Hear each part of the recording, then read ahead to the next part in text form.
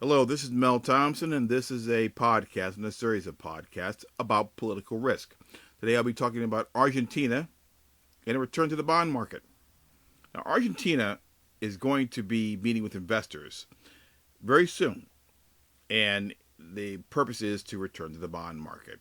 And this will be the first time in about 15 years since the Argentine government has made themselves and the country, when it comes to the bond market, international pariahs that no one wants to deal with.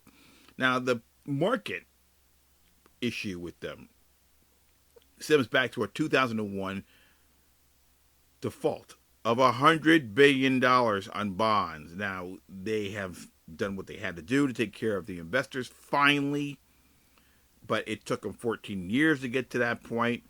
It took $12 billion that needs to be paid out to basically to people who just didn't want to be part of that deal. In the end, it's a mess. The transaction that has emerged,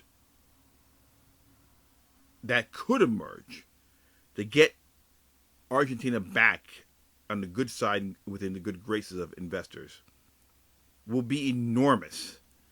And I say transaction meaning trust. Not necessarily cash, but trust. Trust translates into cash, but trust also means that there are people making a decision. The decision is the collateral here. They need to take control of that collateral somehow by making it clear to those who would invest in their bonds that this is not going to happen again, where there's going to be a default in those bonds. And I don't believe they can do it. Argentina is going to take a lot of time to recover from the past few administrations. The current administration is a little bit more stable and market oriented and reasonable. But there's been a lot of damage done, and you cannot possibly dismiss the damage that President Christina Kirchner has done to the economy there. The election of Mr. Macri, who is very much a reasonable pro-business person, has helped, and it will help eventually. A little bit more than we actually see right now, but it's working its way through the issue of trust, working its way through the issue of trying to get people to understand that it's a new set of rules, and the rules are reasonable. You can deal with them and you can trust them.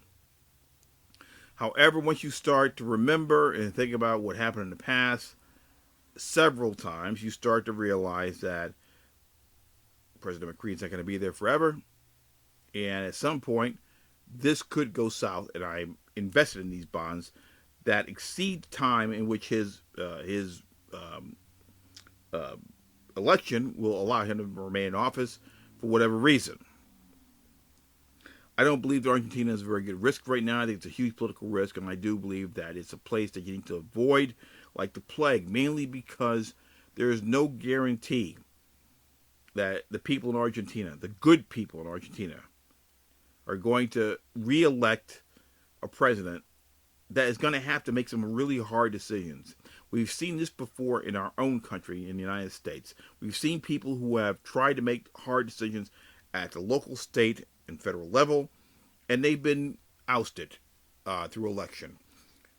And then they're followed by people who have basically been telling the voters that we promise you the world, and they can't deliver. This is where you start having problems, because once you deliver upon a promise through defaulting on bonds for another set of 14, 15 years, you're not going to get out of that hole again, because no one's going to trust you after this. It's one thing to trust the Argentine government at this juncture, mainly because there was money paid out in settlement. But I don't believe this is going to be a situation where the trust level can ever be regained if there's even a hint that it could happen again. And I do believe it could happen again. Not because President Macri is going to make a mistake, or he is a bad person, or he is somehow on the same incredibly ridiculous level as Christina Kirchner was when it comes to dealing with international markets. Not at all. He's a very smart man. He's a very, very decent person. And he's also a person that is trying to make the best of a bad situation. I believe that he's just going to have a problem trying to regain the trust of people because they look at him in his first term as somebody that may not be there at the end of the day. And at the end of the day, it all comes down to one thing. Are you going to pay the interest on those bonds? Am I going to make the money that I invested back plus some type of return on that investment? And when people don't look at it in that way, which is the only reason people invest in the first place, then they're not really being logical or reasonable. This is why people do this.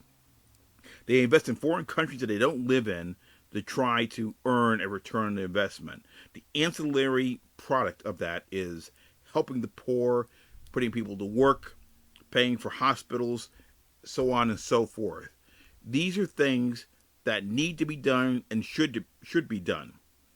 However, they won't get done if people don't have faith that they're going to get a return on that investment.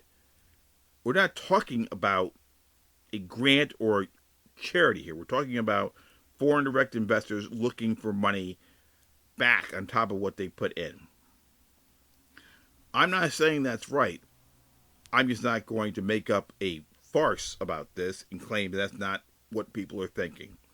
And I do believe that Argentina is a very, very risky place for foreign direct investors to be right now because we don't know for a fact that Macri's policies are going to be able to maintain his status as an electable person down the road. And that is what the biggest possible problem is, in my opinion. This has been Mel Thompson.